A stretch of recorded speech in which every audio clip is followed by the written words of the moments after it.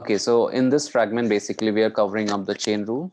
So when you logically talk about the chain rule is for basically for the composite functions. Now, you already know must know the basic function differentiation, like x to the power n derivative is nx to the power n minus 1. So this is your y and this is your y dash.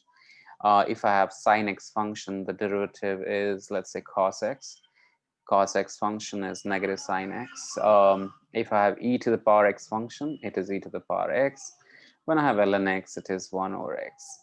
If I have tan x, it is 1 over cos square x function. So these are my basic functions. But there might be cases where you are asked to calculate the derivative of the composite function, like, for example, composite of these two. So let's just take first example where what is the basic strategy for doing the chain rule. So let's say if I have been given x to the power 20 derivative. So the derivative of x to the power 20 is pretty easy. So that's here 20x to the power 90.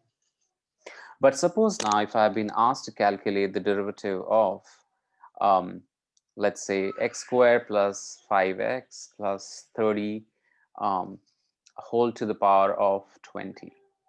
Now, in such questions, when you go on expanding this, it's going to take forever. Okay, so what is the logic here is basically in case of these x's, in case of if this x or this x or this x, these x's are if they are getting replaced by some function. Now, for example, in case of in case of x to the power n, if I have some function to the power n, why can't I have the function to the power n like this? It's all quite possible that I can get a function like this. Instead of sine x, if I have some sine of some other function, so the sine of some, it's like composite function of sine, or cosine of some function, or let's say e to the power some function, or let's say ln of some function, and tan of some function. So when I have something like this, how do I logically differentiate my expression? So the logical way of doing this is that you are not going to touch the inside function. So first thing is that if you have a function f of g of x, you're going to differentiate f first without touching g of x. And so that logically tells me that you first find f dash of g of x and times g dash x. This is the added step. So you first step, you do the derivative outer function. Here, if you see, outer function is the power function. Here is sine function. Here is cos function. Here outer function is e to the power x, ln function, tan x function. These are outer functions. The inside function is this here, here, here. These are inside function that I'm putting. So if I have, let's say, function to the power n, I'm going to just differentiate like this. So n times function to the power n minus 1.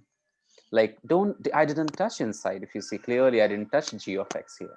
So whatever the function it was inside, as it is, I'm going to retain. But I don't forget to multiply by f dash x. Now, f dash x is here. So if I don't multiply by f dash x, that is inside derivative, my answer is going to be wrong. So taking the same example out here now, if I have the derivative of x squared plus 5x plus 30 to the power 20. So treat that, okay, I have x to the power 20 function, and where this is my function replacing x. So I'm going to differentiate 20, x squared plus 5x plus 30 to the power 19. So first step, I didn't do anything apart from differentiating the outer function. And then I go into the other function, which is x squared plus 5x plus 30, whose derivative is going to be 2x plus 5. So this is the complete differentiation for this expression. So I'm going to take more and more example about the product rule, the chain rule specifically later on. But just now, let's focus on how to do the chain rule of other functions.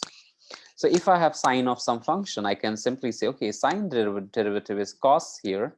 So sine of fx will be cos of the function. So I'm not touching this f of x in the first step, but I don't forget to multiply by f dash x.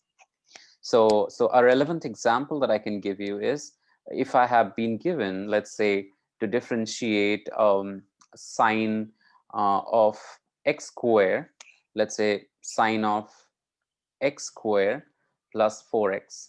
Now, a sine of some function, or for example, I have, let's say, sine of e to the power x or something like that. How do I differentiate this? So my first step is look at the outer function, which is if you differentiate sine x, the derivative of sine x is cos x. So I am going to write down this as cos of, let's say, x squared plus 4x. So I'm not touching the x squared plus 4x. But the later step is I'm going to multiply the derivative x squared plus 4x here. So it'll be 2x plus 4. So that's how you logically differentiate the expression for sine of composite function. Now here's other example is if you have sine of, let's say, sine of function here. So if you can clearly compare this, f of x is e to the power x. So my first step is I'm going to differentiate the outer one. So it'll be cos of e to the power x. I'm not touching e to the power x in the first step, but later on, I'm just going to multiply it with, let's say, e to the power x derivative, which is e to the power x. So sine fx is cos fx times f dash x. So this is how you tackle the derivative of sine composition. Now, if I have, let's say, the derivative of cos composition, so instead of, let's say, if I have cos, it's pretty much the same. If it is cos fx, we are going to write down this as here. Let's say I'm just going to change these to cos. So cos fx will be, first is cos function. I'm going to differentiate it to negative sine. So it'll be negative sine of that function times f dash x, which is 2x plus 4. Now, if I have, let's say, cos of e to the power x, it is going to be negative sine of e to the power x times derivative e to the power x. So this is how you do the derivative of sine composition, cos composition. Now, let's take the derivative e to the power x fx composition. So when you're differentiating e to the power fx, e to the power fx is going to be e to the power fx times f dash x. So taking you through an example. So let's say if I have been asked to differentiate e to the power of cos x, let's say if I have been differentiating e to the power cos x function, my derivative is going to be, okay, e to the power fx. So this is my e to the power fx here. So e to the power cos x as it is, I'm not going to touch base, e to the power fx times derivative fx here is cos x. So which is going to be negative sine x. So if you have something like e to the power of x cubed plus 4x squared plus 7 or something, the derivative of this will be e to the power fx as it is. So x cubed plus 4x squared plus 7 times 3x squared plus 8x. So that's the derivative of the e to the power x function, a composition. So just remember the backbone, e to the power of x times f dash x. So that's how you do the derivative e to the power of x. Now just coming back to the ln fx type function. So ln x derivative, if I see, is the ln x derivative as clearly can be seen as 1 over x. So in case if I have ln x, if I have ln of some function to the power function, so how do I differentiate this? So ln of fx is basically, when if I'm differentiating, it is going to be 1 over fx times f dash x. So don't forget to multiply by the derivative of the inside.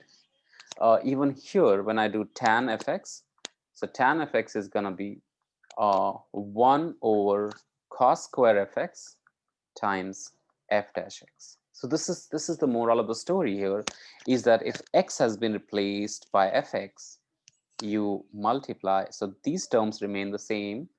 Wherever x is, you just write fx, but everywhere you multiply by f dash x, f dash x, f dash x. So these are the shortcuts that I can give it to you. So this is how you do the chain rule. Now let's take some more examples in the next fragment, so that we are confident about the chain rule completely.